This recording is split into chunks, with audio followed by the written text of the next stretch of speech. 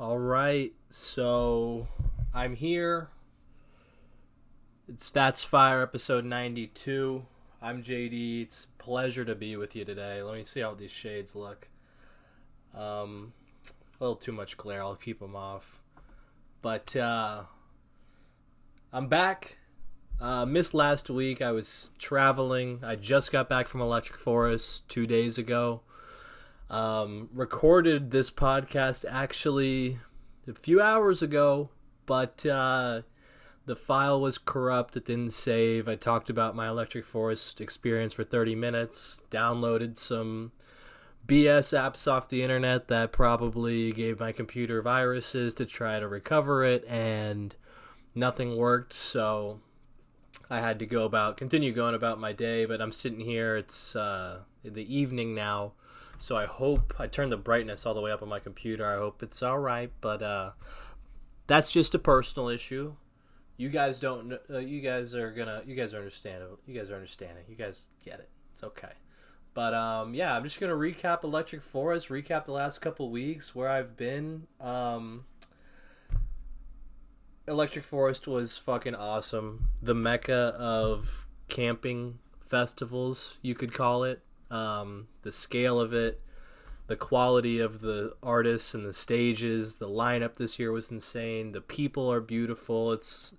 Plur is alive and well at that place. I was able to go as a media member, not for this podcast, but for This Song Is Sick, who I write for. They asked me if I wanted to go cover Electric Forest for them.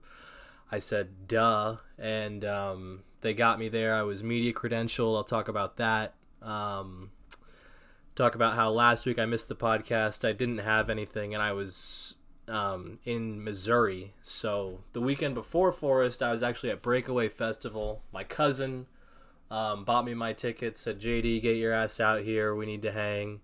Haven't seen him in like a couple years. And it just so happened to fall the weekend before Forest. And yeah, man, this summer has been absolutely insane. Tomorrow I'm going up to Northern Arizona to work a show. And life is just incredible. Life is good. This summer has treated me so well.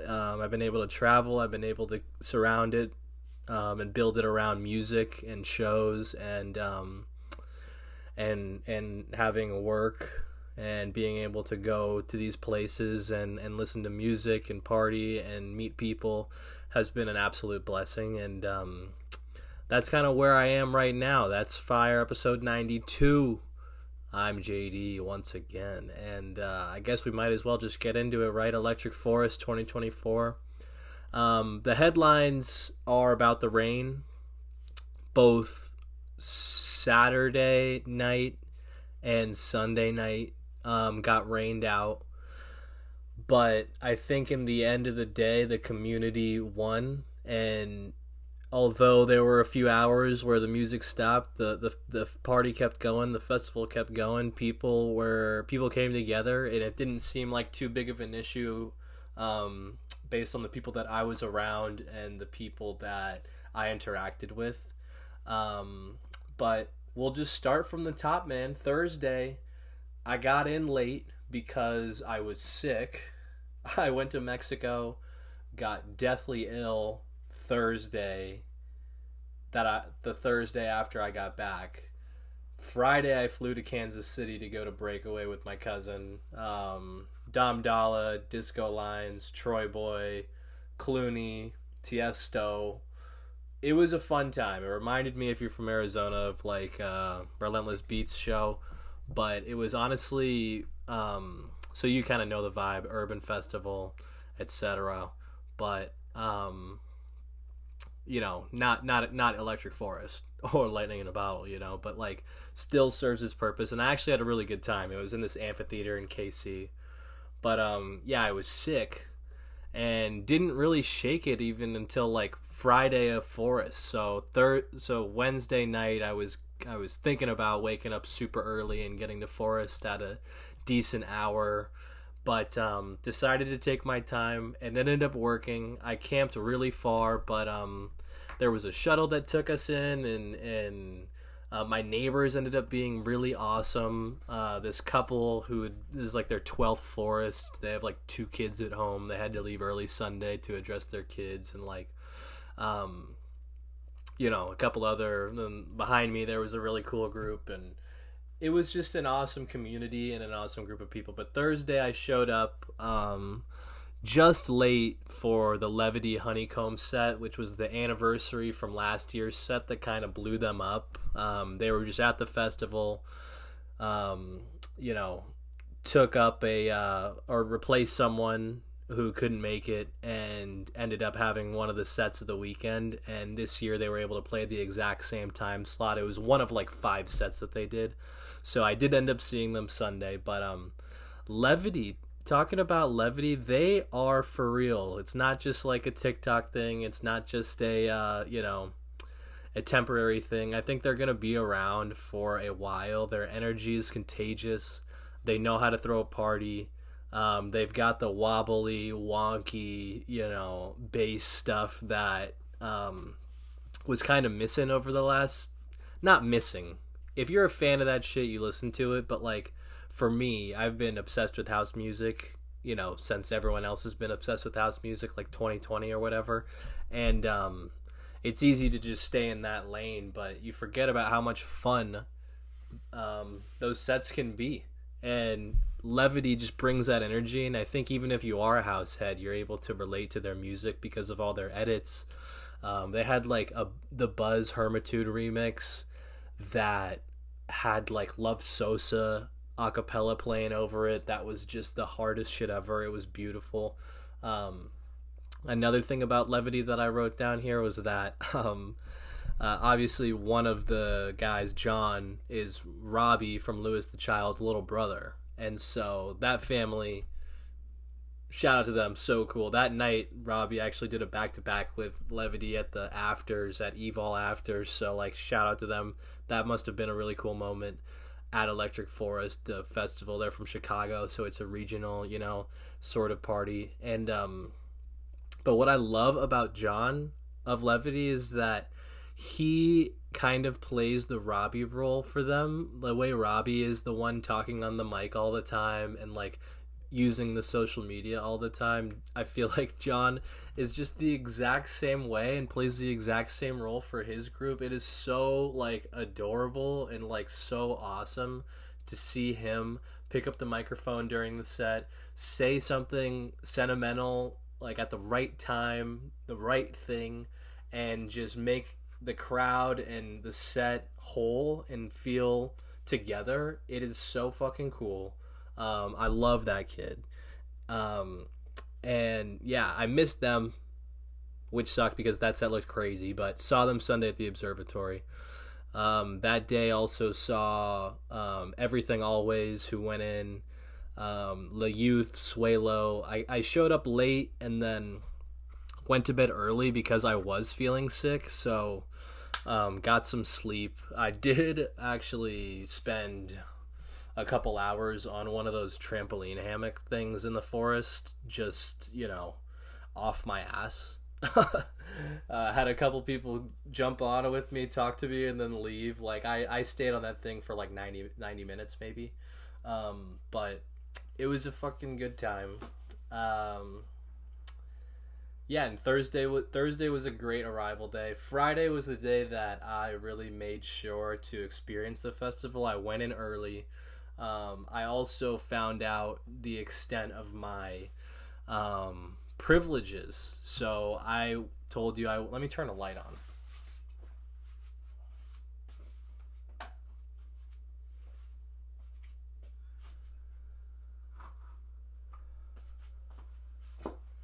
So I told you I went with a media pass, which means I got to go in before everyone. So they hadn't opened the rest of the festival past Tripoli, the first area, the stage, until like around 1. And I like saw someone else with the media wristband, the red one, go through. And I went up to the front gate. I was like, media? And he was like, yeah, you can go. So I was in the festival before like everyone else Friday. And we had a media tent. There was like a media happy hour Saturday. Shout out to the people at Infamous, Caitlin, and Jelani, who like really took care of us. They made sure that if we had any questions, it was answered. Every day we got an email letting us know like what was going on. I had a photo pit wristband when I did the media application. I actually got. They asked me if I was gonna take photos, and I just said yeah. And I didn't have a camera. I had like my disposable camera in my phone, and I found myself in the photo pit. I had photo pit access, so when Ludacris came on Friday, that was like the first person I saw when I went back in. So Friday I went in early at like 1, saw a couple sets at the Grand Artique. It was empty, watched it fill in, went back, changed, ate, whatever, then came back for Ludacris, and like Ludacris came on late, so I was standing there talking to like official Electric Forest photographers and like the security, and they're just like I swear I just looked like I jumped over the fence or something. I was just in like my regular festival attire, and fucking it was just the most hilarious shit. Like me being in there with all of these photographers. Like I pull out my disposable, take a picture, took a video. The security guy was like, "Hey, no phones. Like, where's your pass?" I was like, "I have it right here." He's like, "Just use cameras only." I was like, "Okay, I'll take that as my thing to leave because I don't have a camera." It was actually hilarious. But yeah, having the media pass, we had a separate entrance as well. There was like a master entrance. If you've been to Electric Forest, like the zigzag. It's kind of like an airport security line. You get in there. Sometimes that line can get really long.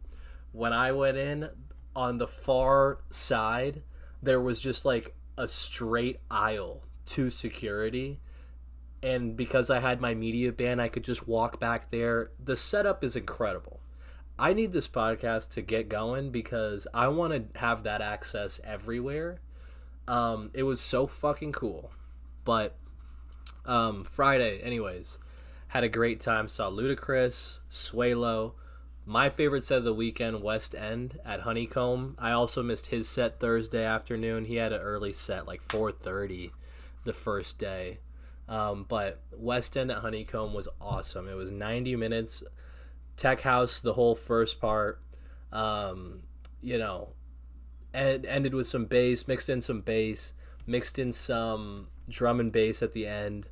And I think he said, he either tweeted it or maybe said it, he didn't say this into the mic, but he tweeted about how a good set feels like a story, a beginning, a middle, an end, and has its waves and ups and downs, and he really did that at that set. And it was sunset, watch the forest go from the sun being up to it going to that dark blue color, my favorite color ever, if you didn't know, like dusk, dawn, right as the sun's going down or right before the sun comes up. It's like when it's shifting from black to blue, the night sky into the day sky. That sort of navy is like my favorite color. But anyways, saw Odin and Fatso, who I saw John Summit at their set, and I just want to say, dude, sorry. He was leaving, and I was just like, I had my pass on. I was like looking it, just totally locked in,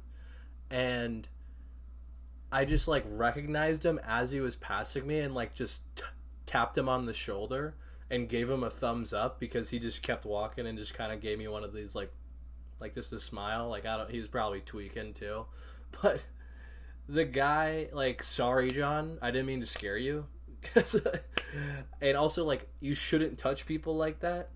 And I don't know what got into me, but he was just walking right across my face, and I just went like the most awkward shit ever. So shout out John for taking that as well as you could, and I apologize again. But Odin and Fatso was sick. White Fang was sick. Alice in Wonderland's project. The production on that set, you can tell she's been working on it, and you can tell there is just like intention, I love, like, West End just pulled up, plugged this USB in, spun, favorite set of the weekend. White Fang didn't just show up and did that. There's like, everything was planned, the visuals were sick.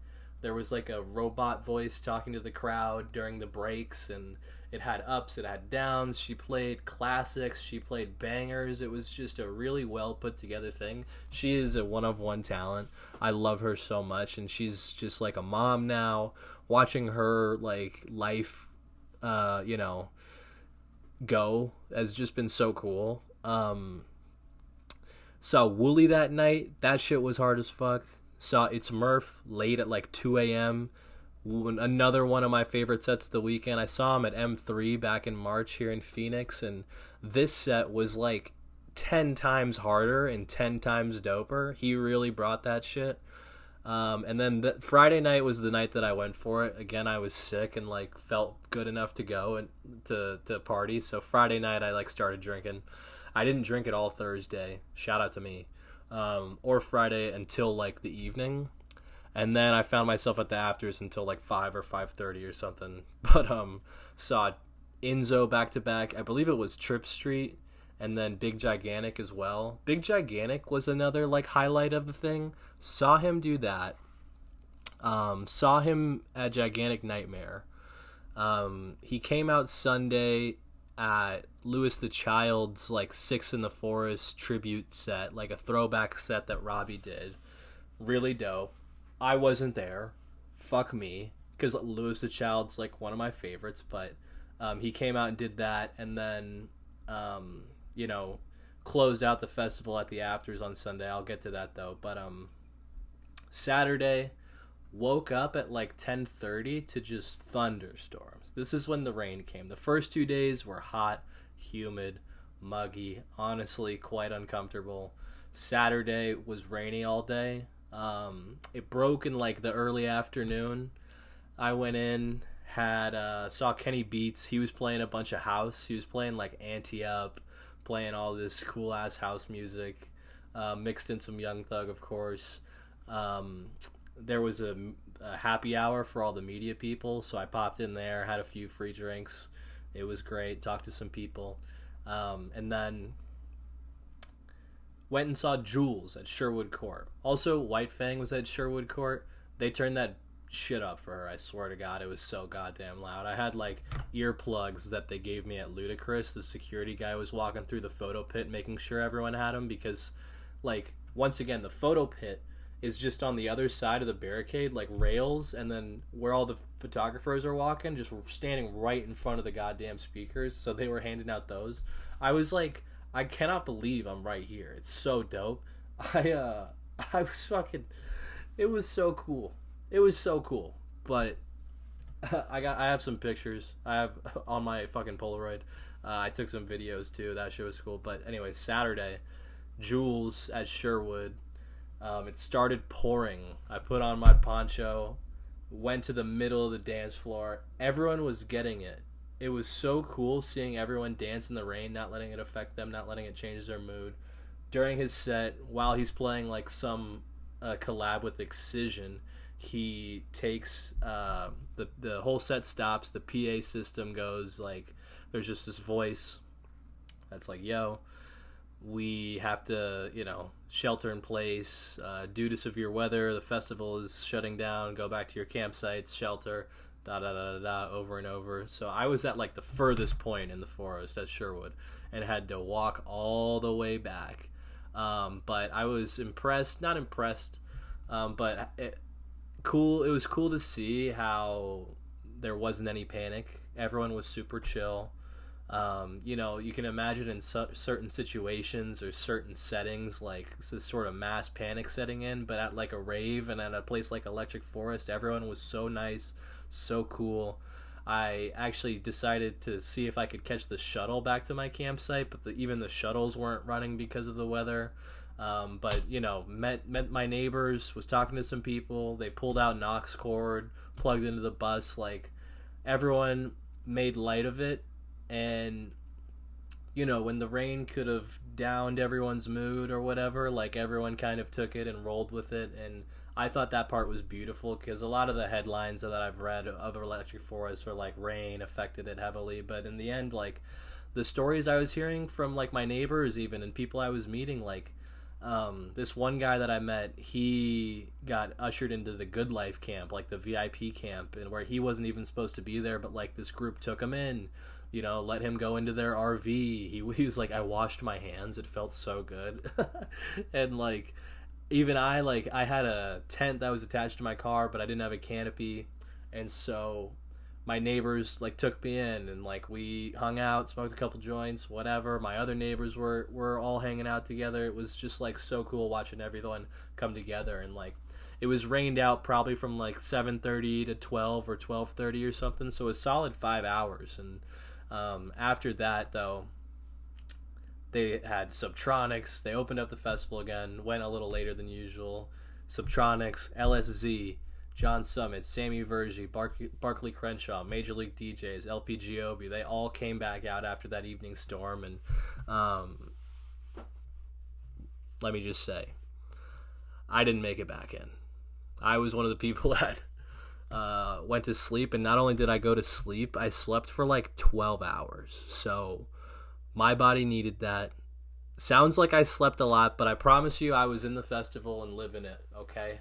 And then slept for 12 hours, man. And I was sick, so like, give me a break. Give me a break. But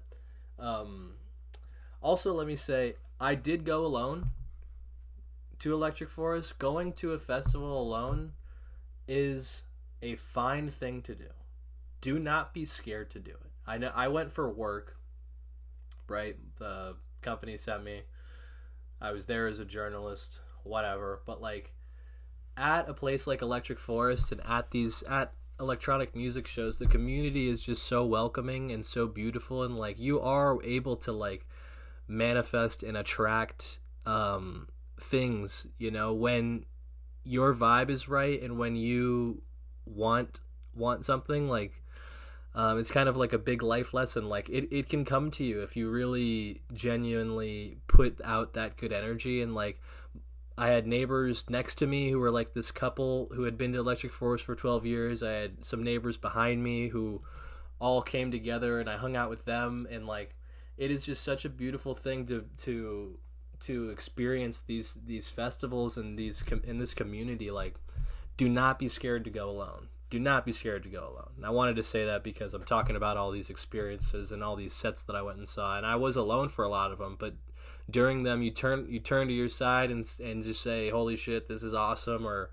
Or you're walking past someone and someone compliments your outfit, and you just sit and talk to them for a few hours. You find out that you guys do the same thing or whatever. It's just like such a beautiful thing. I can't tell you how many like little knickknacks, and like I got like a little toy dinosaur, candy, a little mushroom figurine. I got sprouted a couple times, and it's just like everyone is there for each other. No one's judging. Do not be scared to go to these shows alone. That's all I gotta say.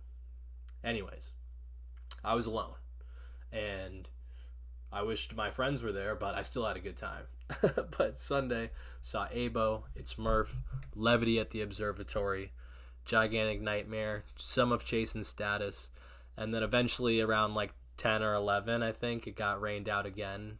And Levity was supposed to close out Tripoli with Big Gigantic and a bunch of other people, and they ended up doing that at the afters, and it was like them, It's Murph, EZoo, a fuck ton of people, Zingara, EZoo, Super Future, and once again, the rain was like the headline, but it just, no matter rain or shine, like people are gonna have a good time, and people are going to come together, and this community is going to overcome whatever it throws at them. So like, it was a fucking awesome time, and I can't say enough how much, like, if you like electronic music, if you like festivals, no matter what stage of your rave life you are, like you could be into this music for the last month or the last year or 10 years, and like just make sure that you go to Electric Forest, because it is truly like top tier camping festival and top tier community. It's a party, it's a vibe, and you're not gonna regret it. And God damn. I feel like I'm missing some stuff because I recorded myself earlier and I'm just trying to like make some of these points. But yeah, all I can say is it's a good time and it's fun and you know, make sure that you try to go no matter where you are. I kept telling people I was from Arizona, and I swear to God, every single person I said that to was like, I just met someone from Arizona like 2 seconds ago. And I'm just like, really? Because everyone I met is not from Arizona, but apparently just met someone from Arizona. So shout out to the Zonies out there. Shout out to my EZoo Rave fam. But yeah, I guess I will. I don't know what else I have to say other than I love that festival and I can't wait to go back. But I'm gonna kick it to myself from earlier because I recorded myself talking about a bunch of headlines from this last week, from the last 2 weeks really. So thank you for working with me. You guys don't know how annoying that was to see that my recording didn't record. I hope this one records. Please record. I guess we'll find out. But all right, gonna kick it to myself. All right, I'm gonna keep going. Spanish police investigating Diplo for illegal party on protected Ibiza beach. The DJ is reportedly facing a fine of up to 300,000 euros for his role in organizing the party on the small island of Esvedra. I saw him fucking around about this on Twitter, saying that the cops are just jealous they didn't get the invite. Hilarious. But what is 300,000 euros to US?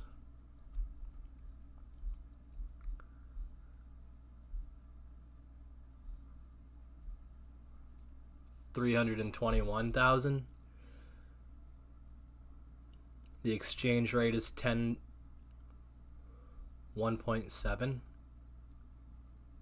1.067.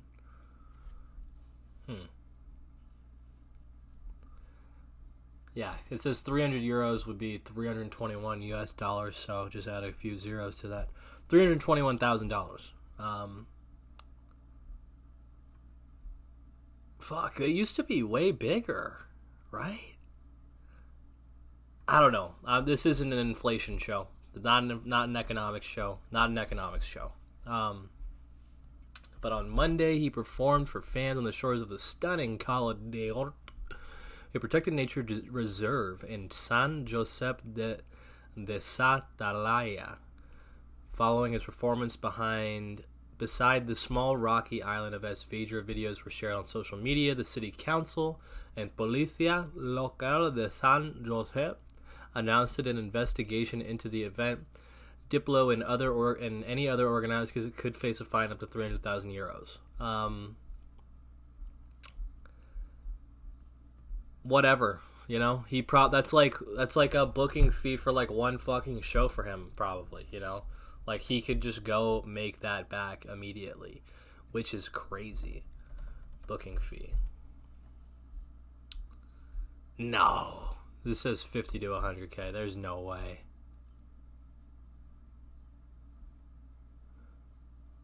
Okay, this one says 300 to 500,000.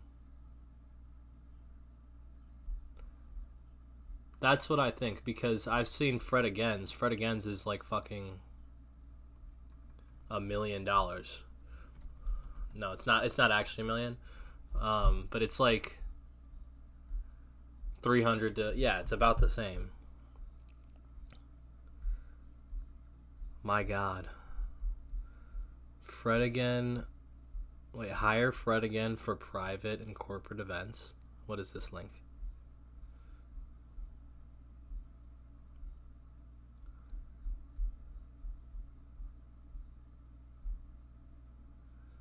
The cost associated with booking Fred Again is influenced by several factors. These include the interest and availability of the talent, the date and location, the nature of the event, and the schedule of the talent involved. To receive an accurate quote to book Fred Again for your event, we will need to gather some information. Excuse me. Yeah, that's hilarious. Diplo can just pay that off with his next, show. Basically. So that is like, let's see, the space where this event was held is a protected area by the European Union through the Natura 2000 network, in addition to a natural area of special interest among other figures of environmental protection, a vulnerable area in which this type of illegal activities promote the risk of fires, noise problem, waste, etc., and of course endanger the integrity of the people attending. The event has also drawn the ire of the local government groups like Amigos de la Tierra, who took to social media to admonish the DJ. The San Jose City Council and the town's mayor, Vicente Roig, are now investigating possible crimes that may have been incurred in order to act accordingly. It's unclear whether or not Diplo received authorization from local authorities to host the party, and he has not been formally charged at the time of this writing. I don't know, because Diplo is... he's not as much as like of a mainstream, artist, and people fucking hate him, whatever he is, I think he does care about the environment. He's still a DJ. He's still like got a little bit of wook in him, he travels the world. He loves hiking. He has like a really cool house in Jamaica that seems to be very cognizant and aware of the environment and incorporates the environment in it. He has like a farm and all this shit. So I don't think he would intentionally do something that would like just throw a one-off party and like fuck with the environment like that. Like I think he has enough of that care and awareness in him to not do something like that, or not do it despite the I think if there was some true environmental concerns, he would not do the show. He did like that cruise to Antarctica that was all about educating people about Antarctica and seeing icebergs, and there were like lectures and all this sort of shit. It was like an experience that he like worked with some organization to create. So like he is not like a fuck the environment, like climate change is fake type of guy, even though you could guess that he is because of his mainstream and notoriety, etc. So he's fine. His booking fee is about that of what they are about to fine him, so fucking whatever. I just hope it doesn't. I hope there wasn't a lot of trash left on the ground. That's what I hope. And I hope that this doesn't fuck with, causes some piece of shit people to think that they can start doing it, or like leads to his, demise in Ibiza. Like, whatever. He's not allowed back or on the island or whatever. That would suck too. In other news, Life is Beautiful Festival shifts to EDM-focused block party format in Vegas. The revamped event, quote, will transform downtown Las Vegas into a massive dance party. Out with the old, in with the new, Life is Beautiful is shedding its billing as a music festival in favor for a block party format in Vegas. A big, beautiful block party is what it's called. I mean, we couldn't get a little more creative than that. A big, beautiful block party. What if it was just Life is Beautiful block party? Beautiful Life block party. A big, beautiful block party. September 27th and 28th. It'll turn downtown Las Vegas into a massive dance party, says its organizers. 5 p.m. to 2 a.m. each day. The fest will take place in a smaller venue near downtown's famed Fremont Street Experience, a 5-minute walk from the Arts District. It's a big moment for Life is Beautiful, which has operated as a 3-day festival since its inception back in 2013. As a landmark institution and touchstone of the music industry for 50 years, the Rolling Stones team will help to deepen our connection to fans of music everywhere, while also championing the cultural initiatives that make Life is Beautiful so much more than a music festival. Life is Beautiful CEO said at the time. Considering the EDM-focused lineup and smaller venue, those initiatives seem to be the upshot of a paradigm shift of today's rave culture. Yeah, and it's actually fucking stacked. Justice, Peggy Goo, Jamie XX, Jungle, LCD Sound System, James Blake, Thundercat, Tori Moy, Bad Bad Not Good, Neil Francis, LPGOB, Impress of John Talabot, Fifi, no overlapping sets. So it's just like everyone's experiencing the one. Oh, I kind of like the multiple stage thing. We'll see how it goes. I mean, the headliners are fucking sick. I don't know. ODESZA is streaming the Last Goodbye finale show. I'm going to the show before the last show, so I don't know. It's kind of funny knowing that now and everyone is going to be seeing it, and I was like, oh my god, I'm going to be one of the last people to see it. But shout out to them. Everyone deserves to see it. Like, everyone who can't go deserves to see it. I fuck with that. So shout out to ODESZA. Let's see. Deadmau 5 is in the news. Electric Zoo to issue refunds 9 months after ill-fated 2023 festival. Shout out to everyone. We know we let you down as well. My quote is shout out to everyone getting the refund. Their quote is, we know we let you down. As we continue forward, we will work every day to earn back your trust and forgiveness. This festival sucks, and I went one year, it sucked. This last year, it looked like it sucked. I hope they figure it out. I know the people that do the Brooklyn Mirage, the Avant Garden or whatever, bought it and oversold it because they like to oversell everything. They oversold it by roughly 7,000, which isn't like a small number if we're being honest.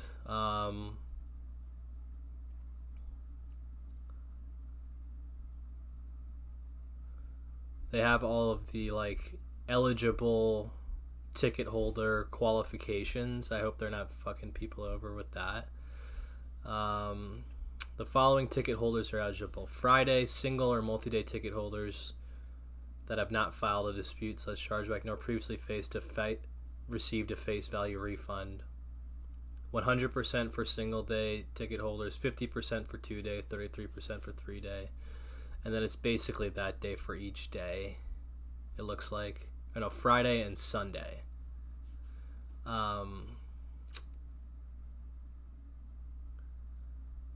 So it looks like they're taking care of everyone. But yeah, man. Terrible thing.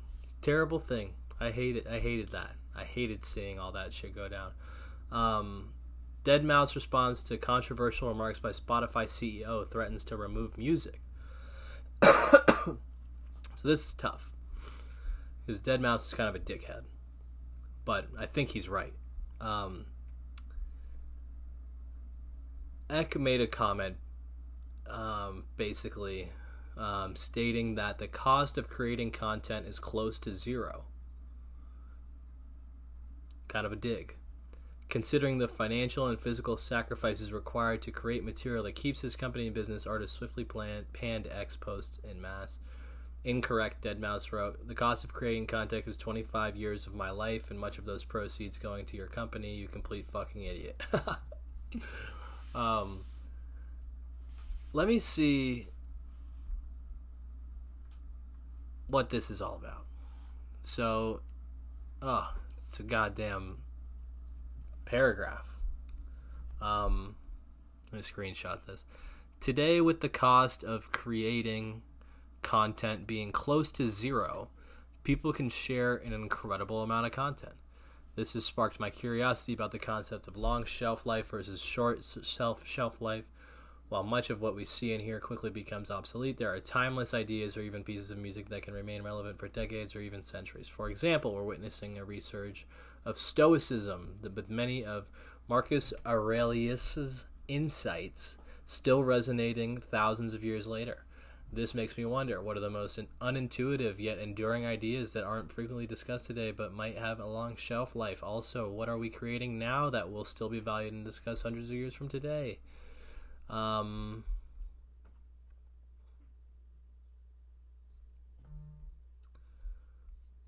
Yeah, him saying that the cost of creating content is close to zero is very stupid.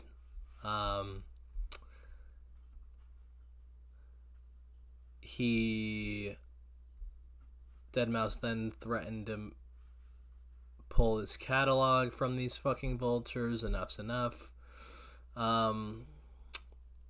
Yeah, and this all goes back. I've talked about this several times. Artists don't make dick on streaming. They don't make fucking dick. It's like 0.005 cents per stream.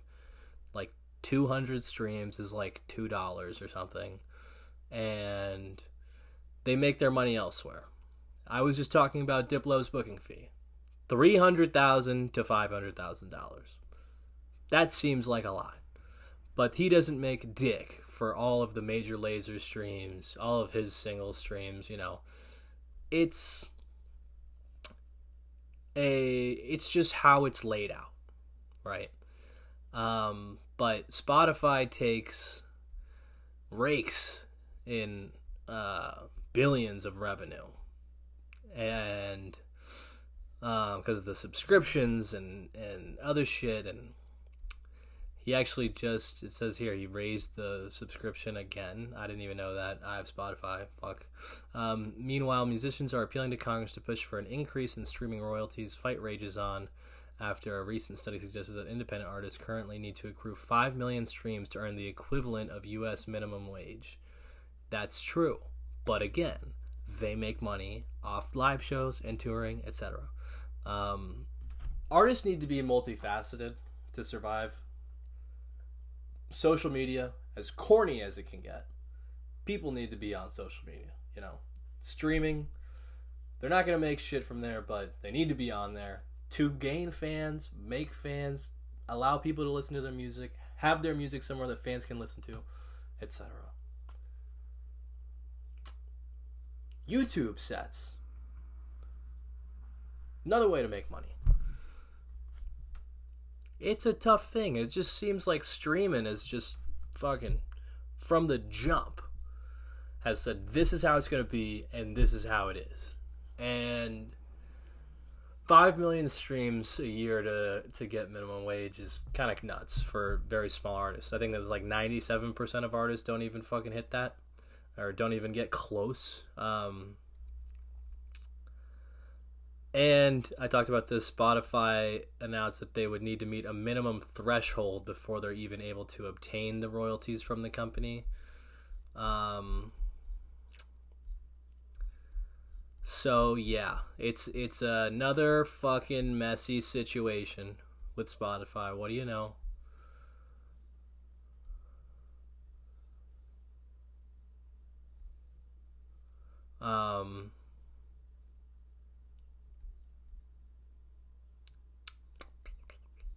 Let's see. Let me get off Twitter.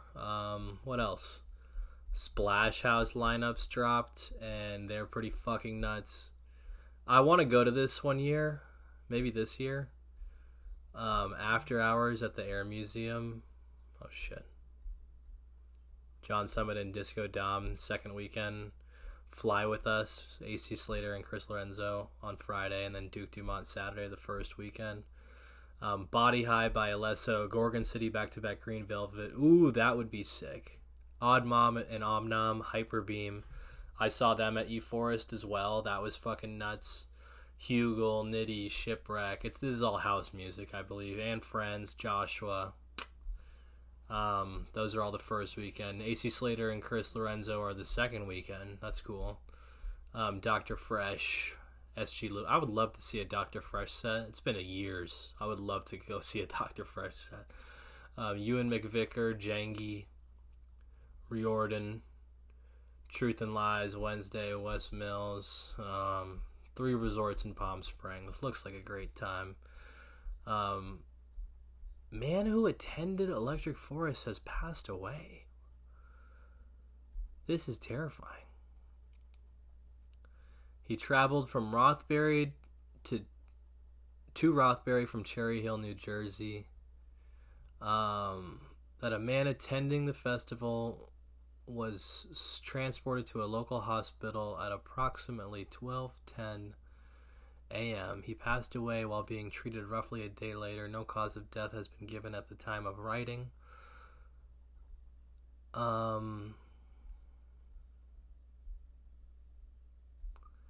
How did he pass away?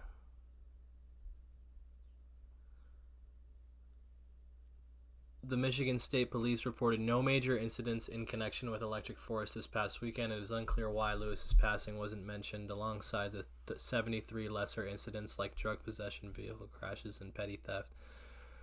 Electric Forest has taken place annually since '08, striking a balance between electronic music, jam bands, and mainstream entertainment. Inclement weather overshadowed this year's festival. Cut 2 nights of the programming short.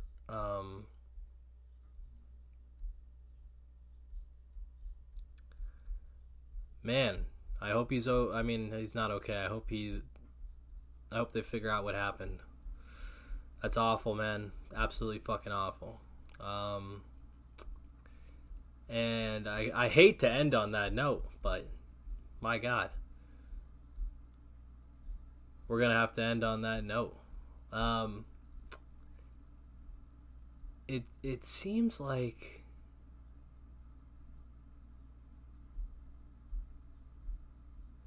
see, it doesn't say what day it was.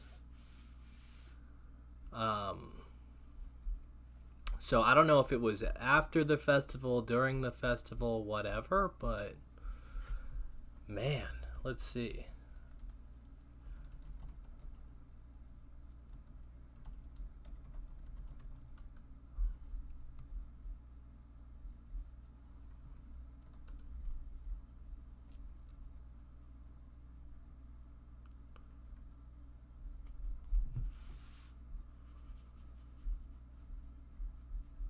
This article has a goddamn paywall.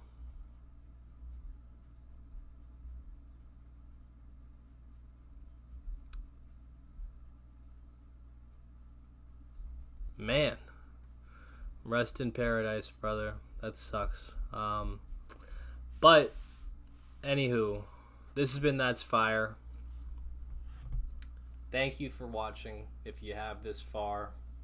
51 minutes, roughly, of dance music news and whatnot. I thank you, and I'll see you next week.